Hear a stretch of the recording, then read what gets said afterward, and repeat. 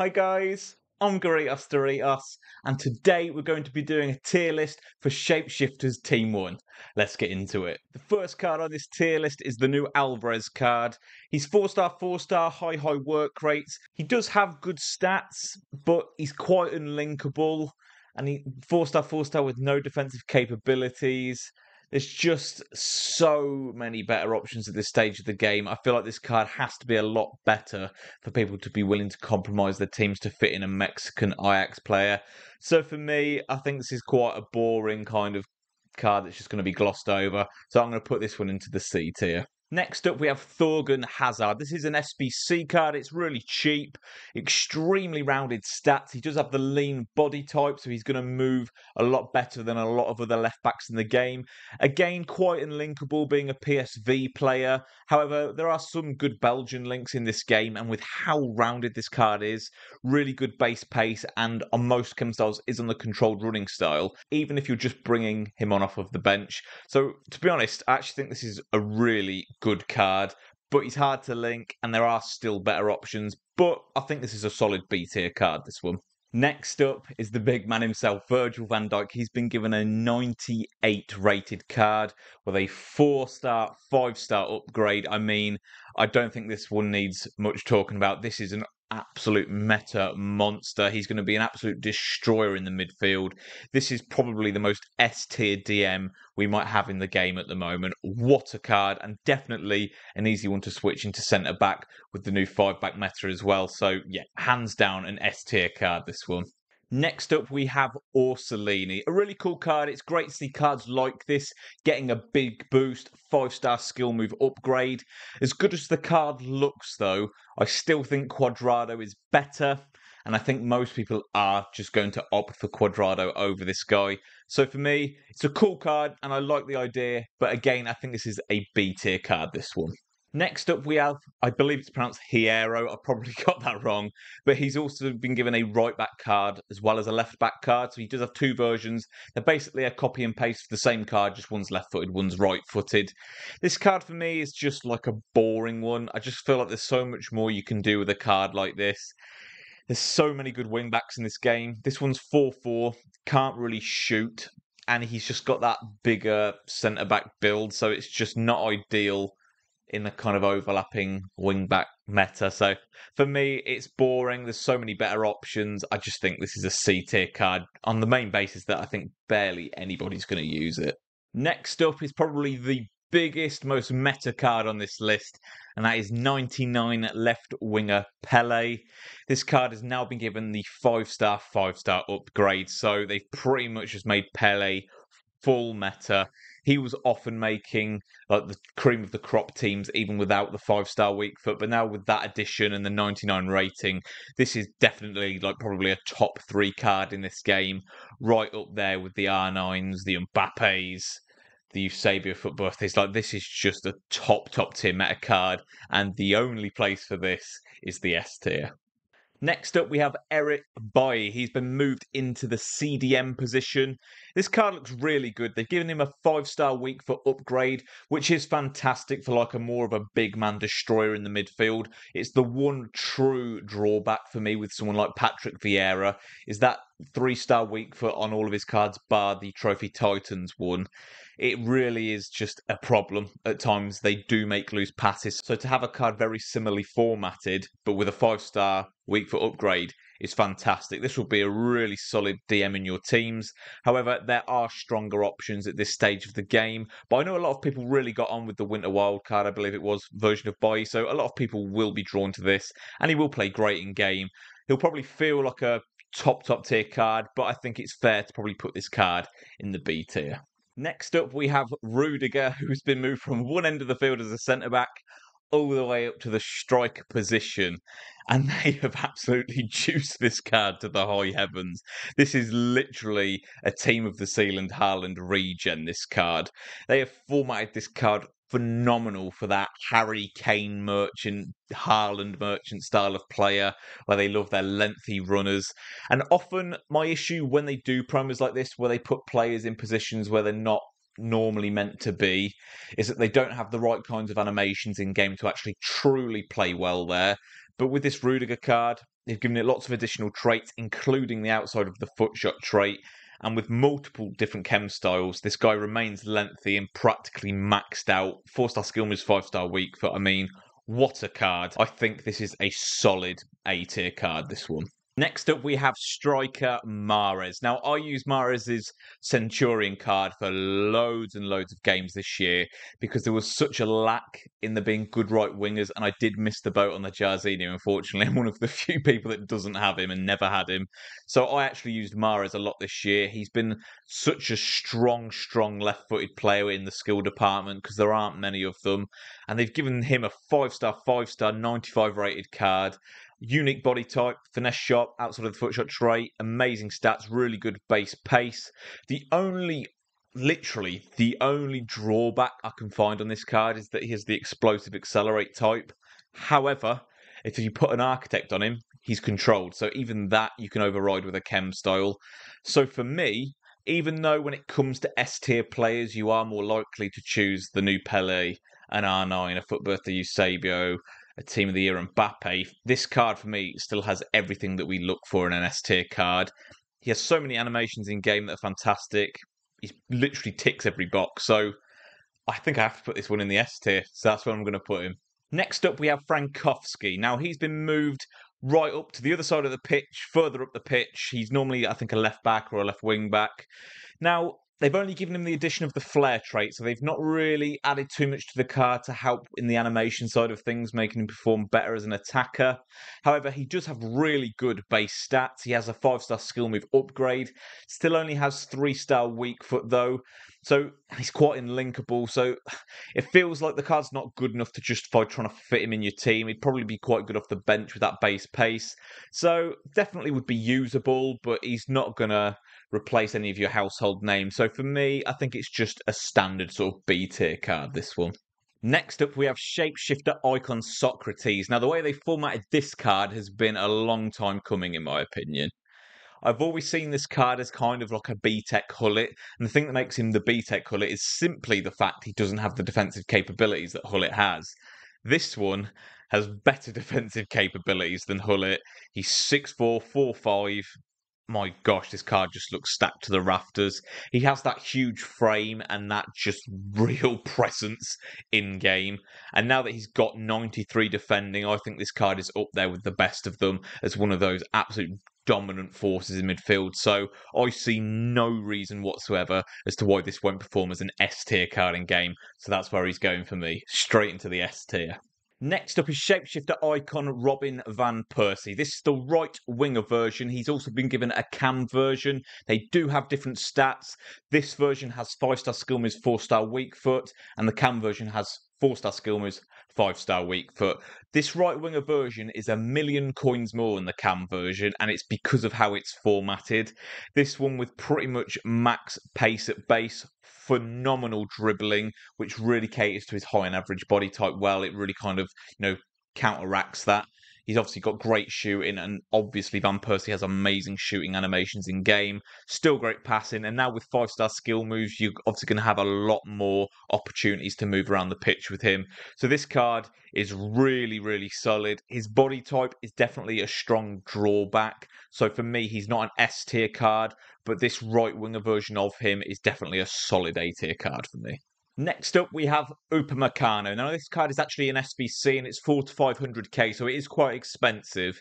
And when I look at this card and how it's formatted, the first player that pops into my head is Zidane. It's kind of got that incredible going forward stats, but it's like just got that hint of defensive capabilities in there as well. Upamecano is obviously naturally a centre back, so he's going to have those animations in game anyway, which kind of makes that defensive stat a little bit deceiving. I think he will be better defensively in game than the stats suggest. With the 5-star skill move, 4-star weak foot capabilities that they've given this card, it's definitely going to be a force going forward because of how much they've boosted his dribbling. He isn't lengthy, he is controlled no matter what you put on him. I've been tempted to actually do this card for my own team because I have like Musiala, De Ligt, Davies, these Bayern players. But the only thing for me that stops me from completing this card is I just think at this stage of the game, that kind of attacking orientated centre mid or that box to box mid, even the attackers, I feel like there's better attackers. And then where the centre mids are concerned, I feel like they're just a better options for the box to box where the defensive capabilities are concerned. And then where the attacking orientated centre mid sort of comes in, he doesn't have like the ability to Travella. He doesn't have a 5-star weak foot. So I feel like no matter where you play him, he's missing something. Even though I definitely think this card will be fantastic in game, I just don't think he's that S tier. I think no matter where you play him, there is something that could just be that bit better to make him like full meta. So for me, definitely an awesome card, but a solid A tier card for me. Next up, we have centre mid Memphis Depay. Now, this is a card I think is not being talked about enough. I think the way this is formatted and how the meta is in this game, I think this card is phenomenal. I love the way this card looks. His shooting is in a place where he still has a Travella threat paired with the outside of the foot shot trait. He's the controlled running style regardless, so he's still going to be quite a consistent runner. He's now 4-star weak foot with the 5-star skill move, so lots of capabilities there. He has fantastic defensive stats for how good he is formatted going forward. If you're somebody that likes to play that 4-3-2-1 setup where you've got an attacking orientated centre mid, this Memphis Depay ticks a lot of the boxes for that kind of player. This is definitely the sweet spot for this card. The defensive capabilities are actually higher than necessary for that position, but we're at the stage of the game where even people's strikers have good defending. You know, it's like the cards are so maxed out. But yeah, this card's formatted fantastically. Lots of traits, lots of good animations. Travella threat, good work rates, good skill moves, weak foot. The only thing stopping this card for me from being S tier is that he isn't 5-5. If he had the 5-star weak foot as well, this would be an S tier card for me, hands down. But because of the 4-star weak foot, this is just a really solid A tier card for me. Next up, we have striker Rijkaard. Now, Rijkaard is a player that is close to my heart because I used his cards loads back in like FIFA 18, FIFA 19. So he's a player I've got a lot of games with under my belt. So to see him with a striker card's really weird. He's got 5-star skill moves and a 4-star weak foot. So they've given a nice upgrade in the kind of ability on the ball department. Really good base pace, but not as good as the Rudiger card, which is definitely the one this seems most parallel with in this promo. His dribbling on the agility and balance, again, not quite as generous as what they've done with Rudiger. So it's a really cool idea. It's the same sort of idea that they've gone with from Rudiger. For me, it's just not quite as appealing as that Rudiger card, particularly in the base pace and just how good I think he's going to feel on the ball. So for me, really cool idea again, but I think this one falls into the B tier. Next up is left back Toko Akambi. Now, this card is actually formatted quite nicely, and the left back position in Ligue 1 is pretty much just dominated by Nuno Mendes. However, Nuno Mendes doesn't have a lot of ability where the shooting's concerned, so to see a card in the Ligue 1 that actually has a left back with shooting capabilities is really cool. Stats-wise, I do think he edges Nuno Mendes, to be honest. The only problem is Nuno Mendes is obviously a lot easier to link with the PSG links. Even the Portuguese links are a lot more favourable than Cameroonian, so I think this Toko Akambi is definitely a solid card and probably the best left back in that league, if I'm honest, but a lot harder to link. So they haven't made the card crazy enough to warrant trying to worm into your team unless you're literally running like a League One team. So I think this is just a solid B tier card for me. Next up, we have left wing Bruno Fernandes. Now, this card has been really ramped up. He's been given the 5-star skill moves with the 4-star weak foot, so a double upgrade there. And yeah, the card looks amazing. It's super easy to link. However, like when we're thinking about the S tier, like with an S tier card, I really think you have to like struggle to find things that would make it better. And for me, like as an attacker, like orientated midfielder, like he's not a Travella threat. Weak foot wise, he's not 5. To get him on the controlled running style, which is kind of like the minimum necessity when you're talking about meta players, you have to use an anchor, marksman, or architect. So you're kind of tied down a little bit there. All of which aren't bad options for him. Don't get me wrong. It's not like, oh, I've got to use those chem styles. You'd probably opt for one of those anyway. But the point is, this card isn't like a no-brainer. There are still cards that you would pick over this one. So a really awesome card. I'm sure he'll play amazing in game. And that's why, for me, I think he's just a solid A tier card, this one. Next up, we have the other version of Robin van Persie, which is the centre attacking mid version. Now, quite an interesting take with this one because if you actually look at the defending, they have actually given him some defensive capabilities. They formatted this card very similar to KDB. When you actually look at his in-game stats, very maxed out passing, really, really kind of rampant shooting. His pace is actually in a very good place considering he is that sort of style of player in the way he's formatted. Really, really depends how you want to use this card, to be honest. I think as an attacker, he's not too desirable. I still just think there's better options.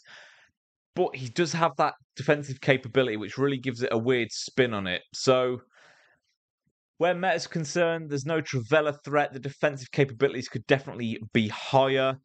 But to be honest, he just looks like the opposite way round version of that Upamecano. So, he is a lot less than the right winger Van Persie, but I don't think he's supposed to be used in the same way. I think this card would actually be extremely creative in the midfield. I think he's actually got a lot going for him. The passing's practically immaculate.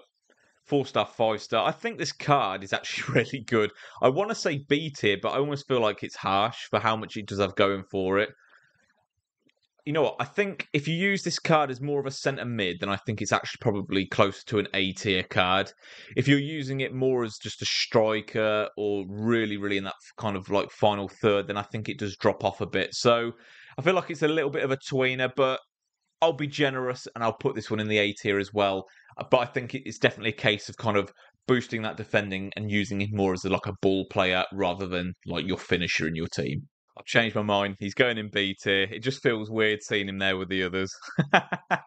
Anyway, into this Becker card. So this Becker card is cool because they've given him, well, I say they've given him a lot of pace. He's actually faster than this normally. So he's technically actually had a pace downgrade, but he's very fast for a centre back. So regardless of defensive animations, stats, you can make this man max pace as a centre back. So there's value to that straight off the bat. However, they haven't really given him too many favourable extra traits, and naturally his animations in game aren't going to be catered towards being a centre back. He's got 4-star, 4-star, which is kind of pointless on a centre back. So this card really can't be above B tier for me just because there's just a lot of better options. So I think purely on the basis that you can just make him max pace as a centre back with good stats, I think this is a solid B tier card. Last and certainly not least is Mitrovic. He's also been given a centre back card. And this, to be honest, is just a reiteration of what I've just said about Becker. Not going to have the animations, but still has good stats and good pace. So he's going to do somewhat of a job just because he's going to be able to keep up with those fast meta attackers. But in those real clutch situations, he's just not going to be. You're always going to pick a Van Dijk, a Militao, the likes of these players over cards like this. So again, can't really get any higher than B tier for me with a card like this. So I think this card sits in the same spot as Becker in the B tier. That is the completion of our FIFA 23 Shapeshifter Team 1 tier list. Good to see that no cards sank right to the bottom in the D tier. And to be honest, I think even the cards in the C tier, you could definitely make an argument for them being higher, especially Alvarez, because he does have good stats across the board. It's just not desirable at this point. I think a lot of those BC cards could all kind of be mixed and matched, to be honest. I'm not like too stubborn on where they're at. I definitely think the S tier cards are hands down S tier cards without a doubt. Those A tier cards, maybe Upa should drop into the B tier with that Cam Van Persie. Maybe the Cam Van Persie should be pushed up into the A tier with Upa. Let me know what you guys think on that one because I'm very torn. But I think they're very similarly formatted, but I think I'm just kind of seeing Upa having more capabilities in the attack. However, I suppose Van Persie's going to have more of the more favourable animations there. So, it's up in the air on that one. They probably belong together, but we'll leave it as it is. Let me know what you guys agree with. Let me know what you disagree with down below. And of course, if you did make it this far in the video, guys, I really appreciate your time. If you did enjoy it, please subscribe to the channel if you haven't already and turn your bell on. Take care, guys.